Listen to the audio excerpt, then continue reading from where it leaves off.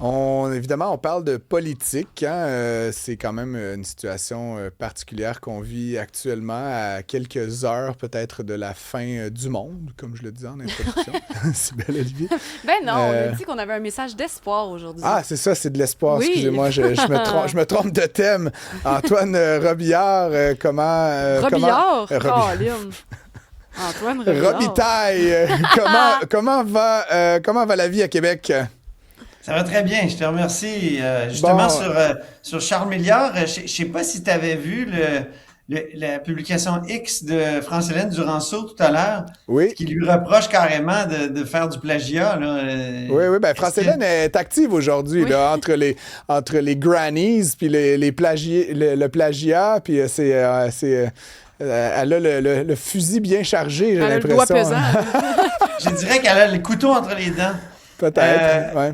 Et donc, on va en parler sûrement pour le deuxième sujet qu'on voulait aborder. Oui, mais il avant faut- ça, évidemment, je voulais te parler du petit party que je vais organiser chez nous. Il va y avoir Simon Jolin-Barrette et Olivier Primo, là, puis on va avoir bien du fun, parce que c'est vraiment les deux gars, c'est presque le oublié même Geneviève homme. Peterson. Ah, Geneviève Peterson. Écoute, je débouche On va les discuter bières. racisme systémique. Et sais-tu ouais. de quoi on va discuter aussi, Francis? On va discuter de la gestion de l'eau. Ouais. Oui. Pourquoi? Parce que Olivier Primo, il est inscrit au registre des lobbyistes. Actuellement, il y a un mandat actif, représentation diverse auprès du gouvernement du Québec pour explorer un partenariat stratégique de valorisation des ressources en eau souterraine au Québec. Ben, mon collègue Nicolas Lachance a écrit les articles sur Olivier Primo ce matin. C'est lui qui a sorti la primeur sur Primo. Et imagine-toi donc qu'il avait pris une capture d'écran de ce mandat au registre des lobbyistes qui se terminait le 31 août. Du 27 au 31 août, M. Primo aurait été sur son Primo mobile pour faire campagne pour la CAQ. Sa Primo-Van. Mais il aurait été aussi lobbyiste. Ouais. Or, Et rappelons que la CAQ, de facto, est toujours le gouvernement. Là. Je veux dire, ils sont en Exactement, campagne, là, mais jusqu'au 5 octobre. jusqu'au 5 octobre, ils forment le gouvernement. et sais-tu quoi? Certains Et sais-tu appelleraient quoi? ça Dans un les conflit dernières d'intérêts, heures, la Antoine, date ouais. a changé, Francis. Ouais. La date a changé pour le 21 août, donc ça a été complètement modifié. C'est Son ce qu'on vient de mandat, m'envoyer. Mais- son mandat de Ça lobbyiste, drôle, on oui. s'entend. C'est ça. Fait ok. qu'aujourd'hui, t'es Absolument. La fin de lobbyiste, son mandat, c'est le 21 demain, août. aujourd'hui, t'es lobbyiste, demain, tu n'es pas lobbyiste. Là. C'est vraiment, c'est comme ça, clique dans les... On clique, clac, puis c'est fini. Je ne lobbyerai plus. Schlack. Mais pourtant, Schlack. il est toujours un des principaux actionnaires de groupe Prime ou Prime pour Primo, Drink Corp, qui Ouais, détient tu sais, beaucoup d'eau.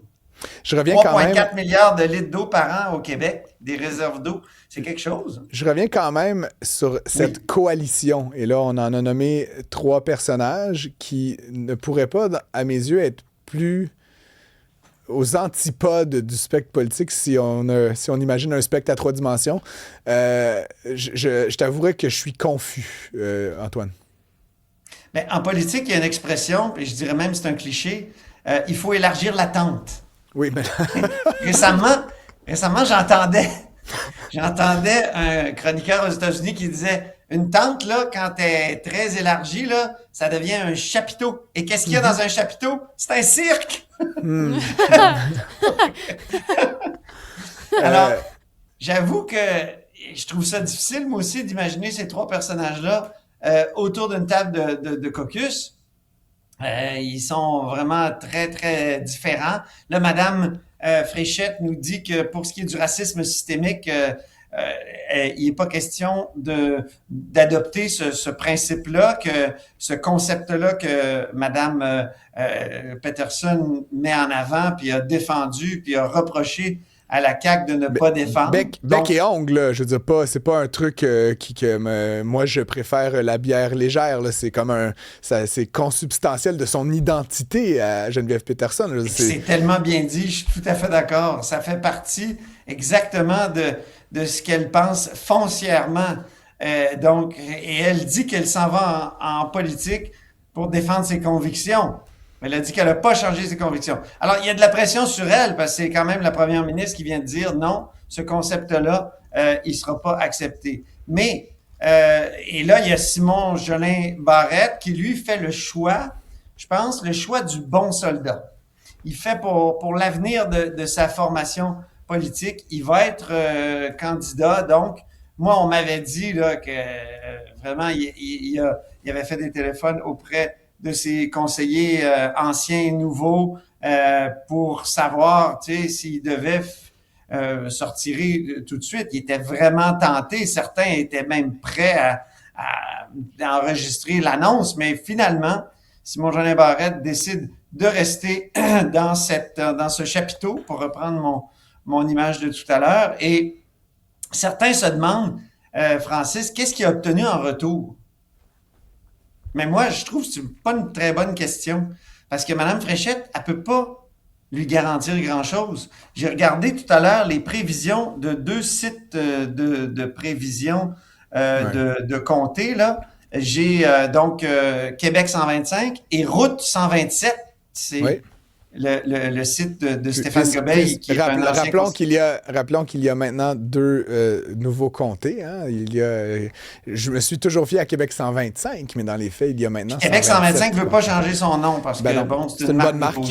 Alors que Route 127, lui, adopte ça. Alors, qu'est-ce qu'on nous dit dans ces 2 prévisions-là? La CAQ, selon Route 127, a 7... Non, excuse-moi. La CAQ a 11 comtés selon Route 127, puis selon Québec 125, 7. Donc, Mme Fréchette, elle peut pas dire, mon cher Simon, tu vas être au gouvernement puis on te réserve une place importante. En tout cas, à rédiger la prochaine constitution d'un Québec souverain, par exemple. Et d'ailleurs, Simon Jolin Barrette, qui a aussi été important dans plusieurs aspects, plusieurs projets de loi significatifs, notamment autour de l'identité, de la langue. Je veux dire, on ne peut pas lui reprocher de ne pas avoir travaillé, à défaut d'avoir eu toujours raison. Je me demande quand même, CAC Day Everyday, Peach Beach, Fuzz Prime, c'est quand même intéressant, je te dirais. Tu sais, je veux pas, Olivier Primo, il fait ce qu'il fait, mais c'est quand même pas quelqu'un qui a toujours été beaucoup fier de sa langue, dans ses marques, dans ses représentations. Tu sais, c'est très, très anglophile, là, je veux dire, à tort ou à raison. Je m'arrête pas sur le fond, mais ça reste qu'encore une fois, sur cet aspect-là, Olivier Primo me semble pas quelqu'un qui est un grand défenseur de la langue française, tu sais, profonde, de la culture, de l'identité. Je le vois mal avec une ceinture fléchée, là, je vais dire ça comme ça, là. On n'a pas cette impression-là, effectivement. Puis en plus, il a été extrêmement critique de la CAQ, là.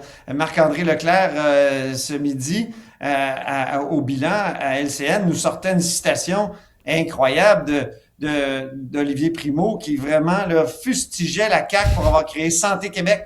Ce qui est assez de circonstances, hein, parce que on sait qu'aujourd'hui, Paul Saint-Pierre Plamondon a dit on va démanteler cela, alors que Santé Québec elle-même a dit on aimerait rencontrer PSPP pour le convaincre qu'on fait quelque chose de bien. Mais je reviens à Simon Jolin Barrette. Moi, je pense qu'il fait le choix de l'avenir.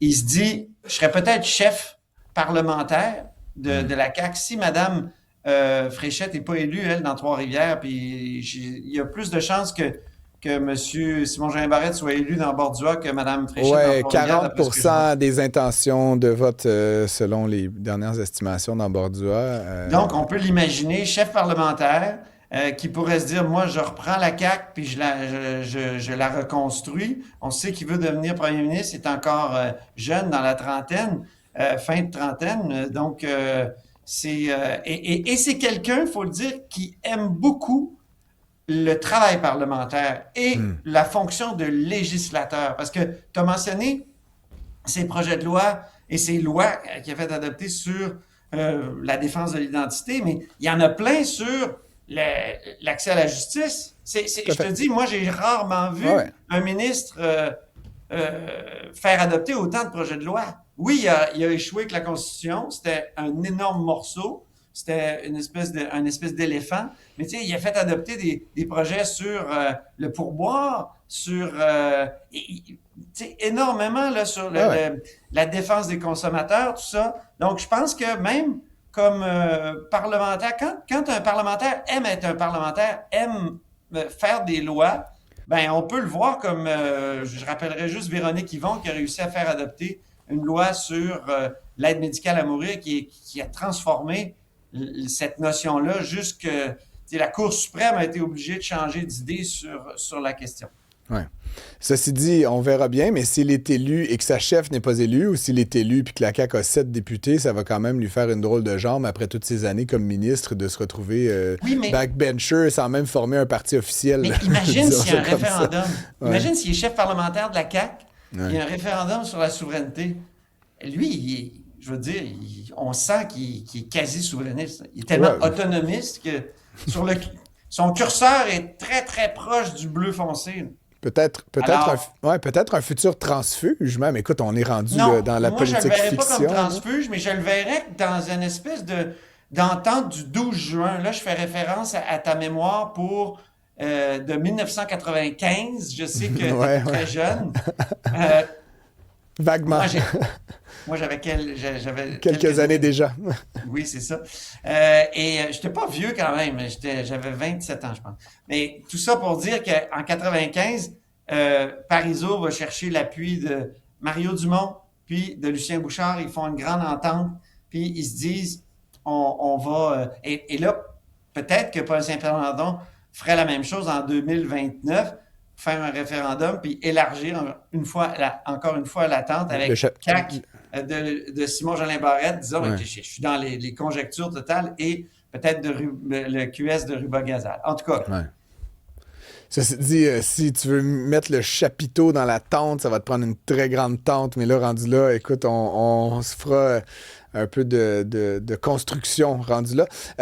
Il nous reste 2 minutes. France-Hélène Duranceau, on le disait, était de tout vent aujourd'hui, à la charge. Raconte-nous rapidement en 2 minutes.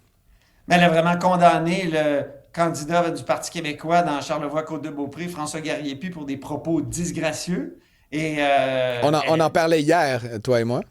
Oui, exactement. Puis c'est du journaliste Gonzo qui faisait. Il a parlé beaucoup de pornographie puis de salon de massage dans 2 articles essentiellement. Là. Mais je lisais aujourd'hui Urbania qui disait il y a un pic de fréquentation sur notre site, c'est formidable. Puis ils ont dit on renie pas ces articles-là. Il y avait une belle plume. Puis il y a peut-être certaines phrases qu'on retravaillerait, mais au fond on renie pas. Ça c'est intéressant parce que il y a 2 niveaux d'analyse de cette affaire-là. Moi, je pense, sur le fond, il faut défendre la liberté d'expression. Il n'a pas tenu des propos qui disqualifient complètement le personnage, même en ondes. Là, c'était malaisant un peu, mais c'était un gars qui faisait du journalisme de ce type-là, puis de la chronique un peu punchée.